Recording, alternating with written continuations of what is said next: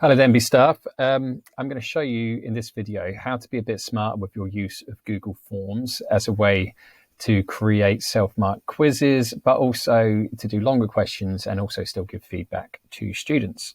So I'm going to use an example from my year 11. Now I've posted this assignment, which includes some short questions and some longer questions about Islamic beliefs.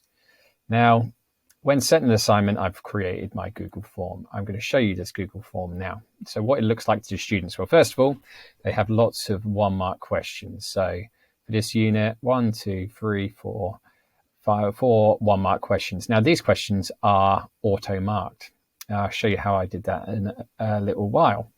Now I also have some longer questions. So some 2-mark questions, some 4-mark questions, some 5-mark questions that we do in RE.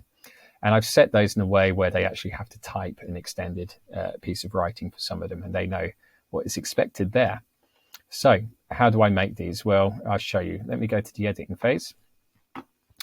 Now, when I've set a multiple choice question, so this one, what best describes the transcendence as a quality of Allah?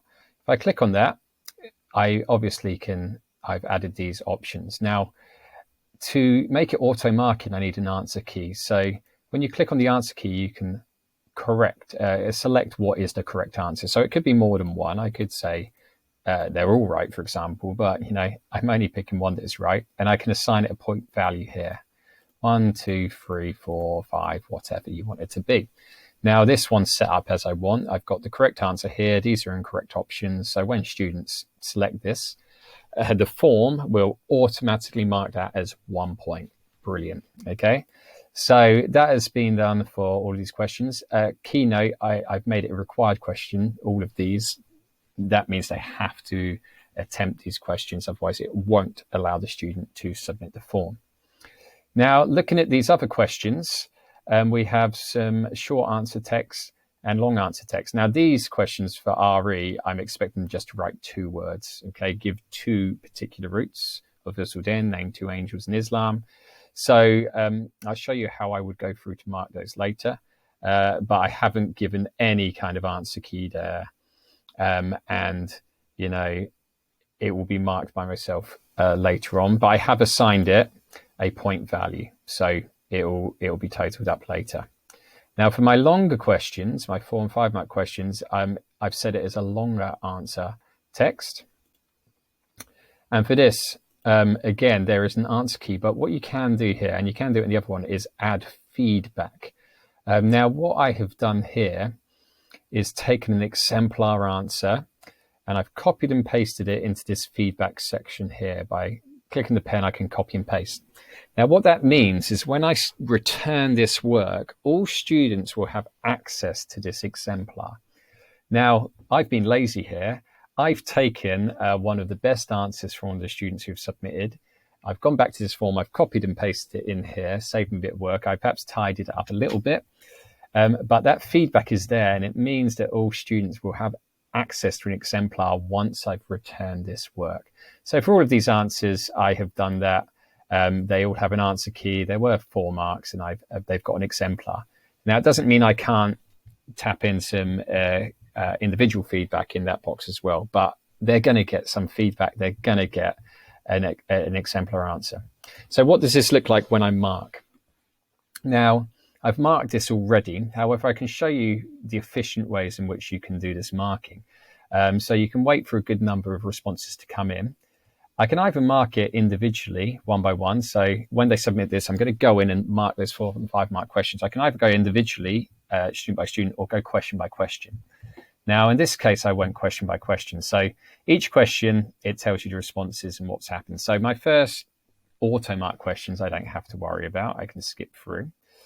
Let me get to those first 2-mark questions, though. So here, I'm just quickly going to either click wrong or right. So Imam 8 and Adalat for this question is correct. When I click that, it gives right. Now, if there's only 1 mark there, I can adjust. So here, I can change the mark I want to reward, and I can go through that entire question for that student. Now, obviously, if you want to know who the student is, you can click on this and it will tell you. So if someone's got it wrong, who got that wrong? You can go in and see who it is. I have to now anonymize that when I make this video, but that's what you do.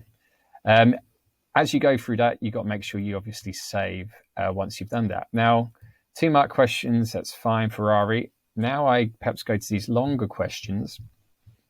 You know, I can be a bit more detailed in my marking. So obviously I can read this. This is their answer here. I can assign it a mark out of 5 or whatever by going up and down. But also here, you can see the exemplar answer is already given in their feedback. Now, if I want to give some personalized feedback, if I really am desperate, if there's something you want to say, you can just type in some personal feedback here. Unfortunately, Mote's not available in this example, but you know, if you want to tailor something, you can. If you want to point out a misconception, you can, but they also have this exemplar that's there. So anyway, that's how you can mark there. You can save that all. I've got 17 responses. Once you've done your marking, you can go question by question and mark through and save at each stage. It'll automatically be tallying up the scores. Now, you can look at students individually one at a time. So, for example, this answer, you can see all of their responses in front of you and mark it person by person if you want, but you can see their feedback is all being generated there. So brilliant. I've gone in and I've marked all of these. The glorious thing is once I've marked all of these, I can import all of these grades. Import it all in, look at their marks, turning up all here.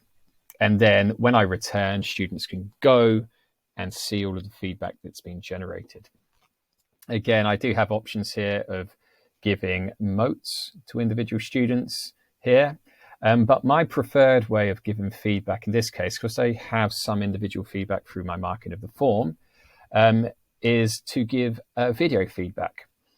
So, for example, when I go back in to look at this spreadsheet, I'm looking at one individual there. Let me go back to see the form as a whole. How I have sometimes given feedback to these classes is by looking at perhaps individual questions. So when you get the summary here, I have recorded a video talking through the answers. So for this example, I've gone through and said, oh, brilliant.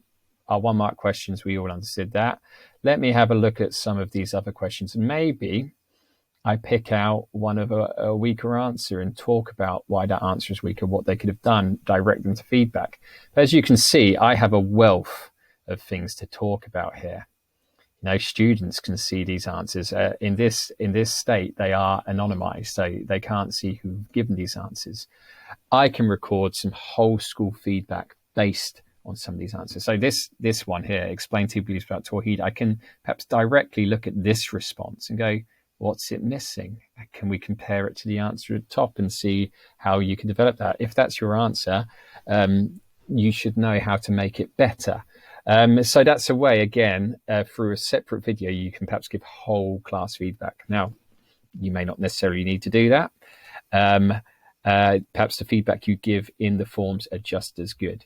So I hope this video has been helpful. Like in summary, you can set up these forms to be completely auto-marked, but you can, have a blend of questions in here that you will go back to quickly mark and give feedback on.